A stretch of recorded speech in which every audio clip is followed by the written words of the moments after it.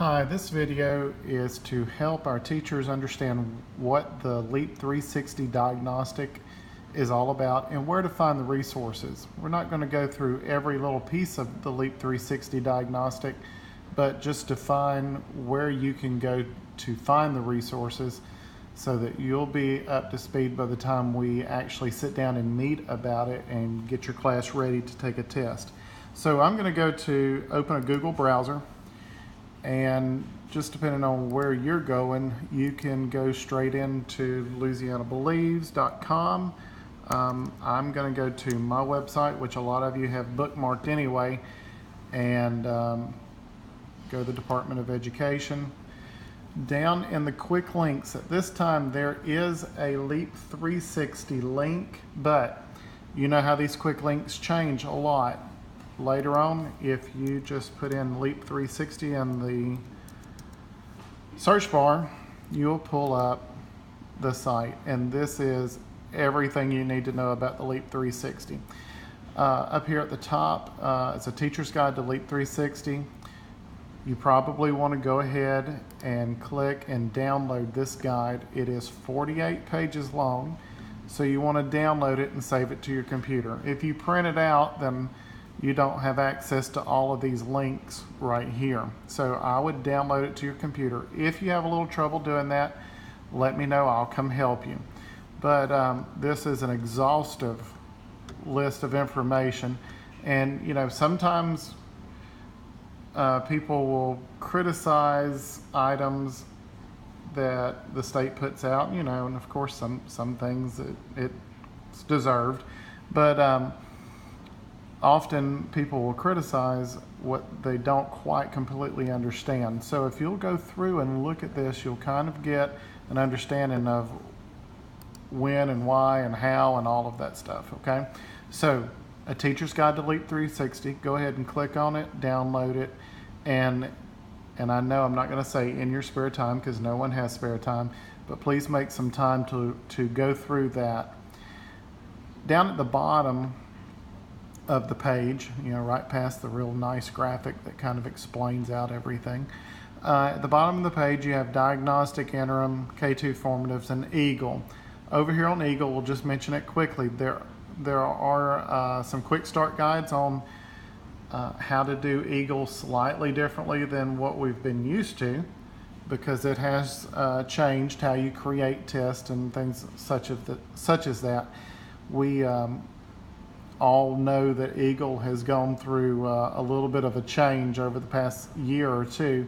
Last year, we would find third grade material in the middle of English 3 material. So it is up to speed as far as we've been told. Now, I haven't gotten into it very much in the last couple of days, but these are some guides to help you get started with Eagle this year. Over here, though, is where I want to concentrate. Other than the teacher's guide, down here at the bottom you have the quick start guide, and then here is a really good PowerPoint that goes through and explains the 360 well. So let's open up the quick start guide. Now, on the quick start guide, you have an introduction and a the diagnostic assessment instructional guidance. And if you notice, it will take you right back to that big 48-page teacher's guide. But down here at the bottom, if you want to try this out, see what it looks like, we do have, I guess the best would be to call it a demo version. In the demo version, you're going to open this link in Google Chrome. It's optimized for Google Chrome, and if you look, it looks just like what the Insight icon would take you, but there's a difference.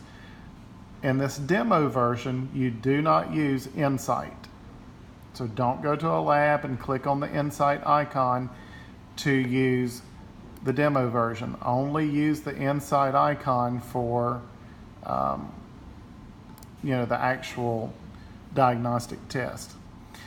So let me get back in one more time because I did click out. Okay, so If you're 7th grade, then you can use these usernames for the option A through C to get into your test, and this is your password. Okay, so down here you have test administration, you have scoring that explains how you will score it. If you're a 3rd and 4th grade teacher, you're going to be doing this paper-based. The school board office is copying off all the tests, so your students will take the diagnostic test on paper, but to get the really nice scoring pages, the reports, you have to take your group or your class into a computer lab and let them transfer their answers from the paper base over to the computer.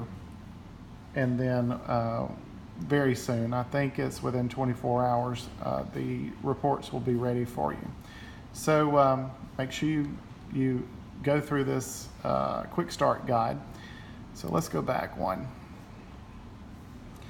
And I am going to take us down to this PowerPoint, which we'll download here in just a quick minute.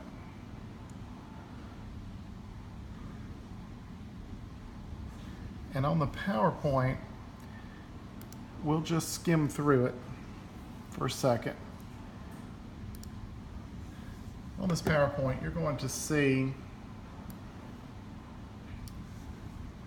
some rationales about the overview. It'll go through and tell how the assessment is built. In 7th and 8th grade, we're going to have 2 different interims. In high school, you'll have 3 different interims. So what does that mean is that we'll take a diagnostic now that will show the mastery of the students for last year's standards. So the best indicator of how they're going to do this year is going to be how well they did last year. So if we see where they're coming to us, we can start seeing holes in their learning, or we can see holes in their, which students are low, which students can be paired up with other students based on common problems. We can also look at, frankly, holes in the curriculum, and also places where instruction could have been better last year. But we'll look at where they are with a diagnostic. Then we will go to the interim assessments, which will be later in the year. There will be 2 different interims at 2 different times next year for 7th and 8th grade. For high school, there will be 3 different interims. So if we have the diagnostic information, then we look at the interims to see where they have progressed to, we can pretty accurately predict where they will be on the real summative test at the end. Let me skip on down just a little bit. Whenever we do get our data, it's going to look something like this. So you'll have green for correct answers, white for incorrect answers. So names over here, standards that have been tested. So you can kind of see that if we have a lot of white going across, that means this child or this student has missed a lot of things. But if we have a lot of white up and down, that means this standard was not taught well. So we can gather a great deal of information just from the diagnostics. Here you see this student is missing a common thing, common set of items with this student.